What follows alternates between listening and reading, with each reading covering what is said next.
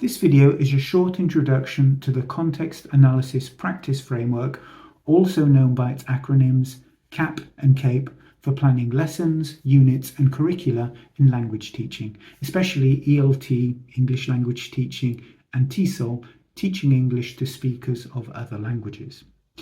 It is an integrated skills framework, typically beginning with receptive skills, such as reading or listening, and concluding with work on productive skills, such as writing or speaking. I proposed this framework in a number of articles and one book, the Trinity Cert TESOL Companion, that I wrote back in 2016 and 2017. The framework is based on my research into the structure of global textbook units, although it also applies to many locally used textbooks, but not all.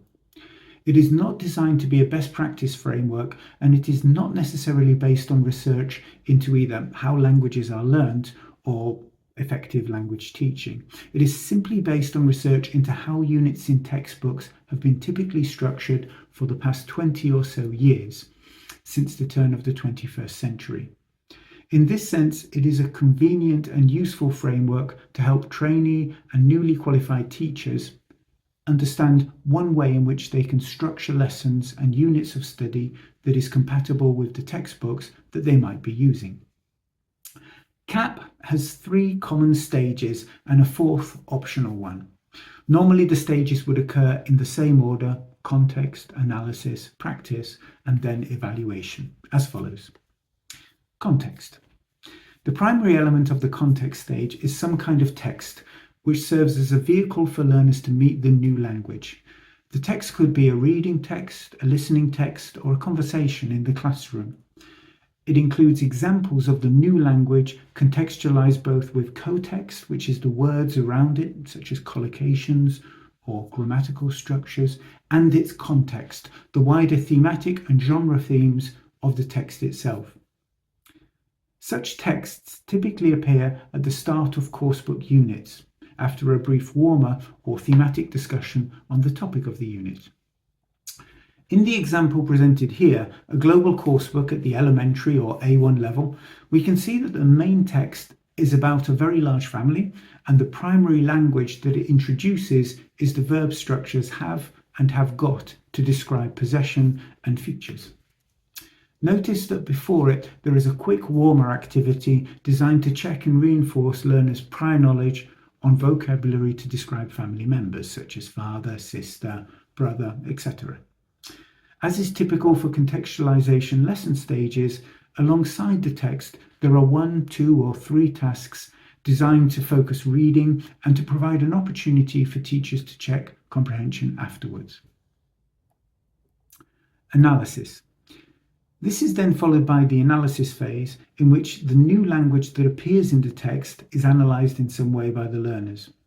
This analysis can be either teacher-led or learner-led. In the former, the teacher might present and explain the new grammar to the learners.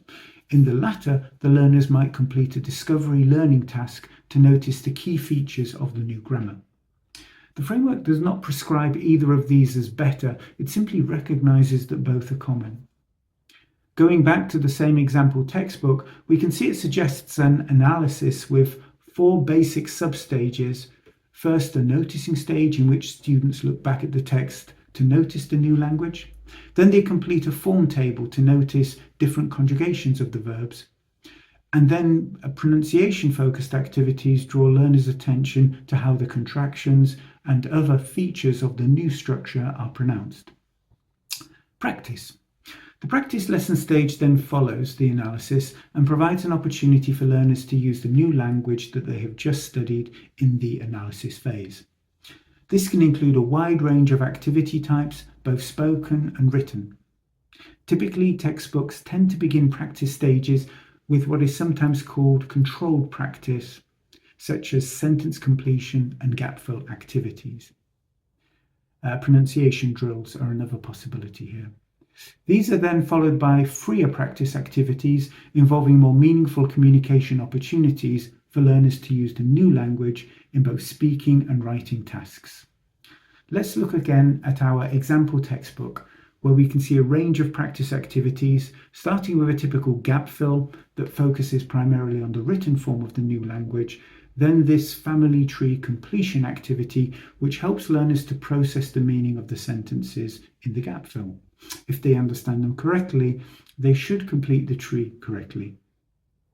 Both these activities serve useful formative assessment purposes to check that learners understand the new language and how it is used. This develops their explicit knowledge about the language, but not necessarily their ability to use it in more fluent spoken communication, what we sometimes call procedural knowledge. As a result, the next practice activities on this page involve freer speaking opportunities. While the first activity is another gap fill, notice that it involves the completion of questions that students can then ask each other about their own families. Because these 4 activities involve the learners talking about their own families, we can also call them personalization activities. These are typically enjoyable and motivating because all of us like to talk about ourselves.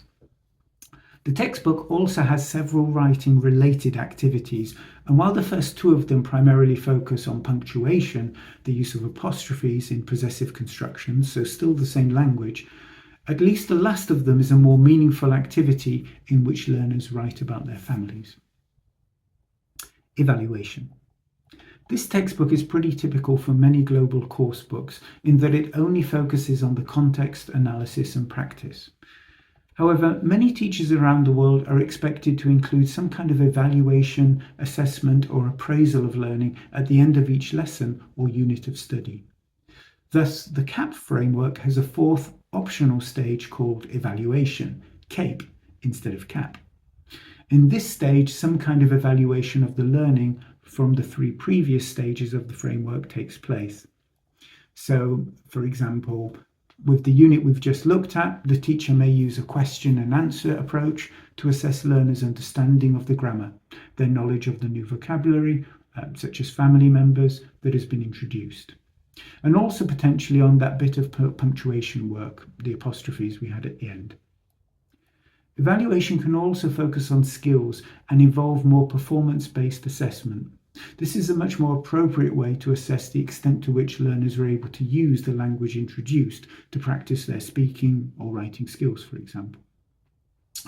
One way of doing this, for example, would be to ask them to close their books and to remember 5 facts about the large family from the reading text, or to write down 5 true or false statements about their own family that they can use to test their partner, with whom they've just discussed their families during the lesson. The 3 phases of CAP can sometimes fit into one lesson, particularly if your lesson length is long or if there is not too much new language. The text can be shorter and so can the practice. However, if your lesson length is shorter, say less than 1 hour, as it is for many teachers in mainstream primary and secondary education around the world, it is unlikely that you will be able to complete the 3 or 4 phases of CAP or CAPE in a single lesson, and you will need to break it up into several separate lessons. This means that you will probably have to craft each of these lessons separately, so that each has an introduction that recaps on prior learning and a conclusion to review learning at the end. As I mentioned at the start of this introduction, the CAP framework is based on research into how course books are usually structured, but not necessarily into how languages are learnt. In this sense, it has one important limitation. Research evidence is clear that with regard to vocabulary, lexis, learners do seem to be able to learn new language that is introduced by the teacher and then practiced, providing there are ample opportunities for revision and revisiting the language afterwards. See research by Paul Nation. He's written several books on this. He's a leading expert on vocabulary acquisition. However, with regard to grammar, in which I include both morphology and syntax, evidence indicates that learners don't necessarily learn new language simply because it has been introduced in the lesson and practiced. There is extensive evidence to suggest that more important in the learning process is the internal syllabus of the learner, which is complex and unpredictable. See publications by Rod Ellis, for example, on this area of second language acquisition. Based on this evidence, we can see that CAP is consistent with weaker models of communicative language teaching, similar to the PPP model, albeit with a clear emphasis on the receptive skills contextualization stage that isn't necessarily present in PPP. However, it is incompatible with stronger forms of communicative language teaching, such as task-based language teaching. Based on this research, we can hypothesize that if you use the CAP framework to teach vocabulary, there is a reasonable chance that learners will learn it as intended. However, if you use CAP to teach grammar, the outcome may be somewhat less predictable. While some students may be at the right point in their internal syllabus to learn this new language, others may not be. And while they may seem to practice the new language effectively towards the end of the lesson, it's quite possible that they will forget it soon afterwards. While some researchers would argue that this invalidates frameworks such as CAP, it should be noticed that grammar learning is only one part of language learning, no more important than the learning of lexis, for which CAP is consistent with the research evidence. Further, the research in question focuses on implicit acquisition only, and the research evidence is also clear that when our language use draws upon explicit knowledge, such as in the vast majority of writing activities, we can remember and apply the rules effectively. In this sense, frameworks such as CAP are only problematic when it comes to the question of implicit acquisition for spoken use of grammar. And even here, for learners who are at about the right level in their internal syllabus to acquire the structure being taught, the noticing opportunities it offers and the opportunities to use the new language meaningfully are all capable of contributing just as well to acquisition as any other framework.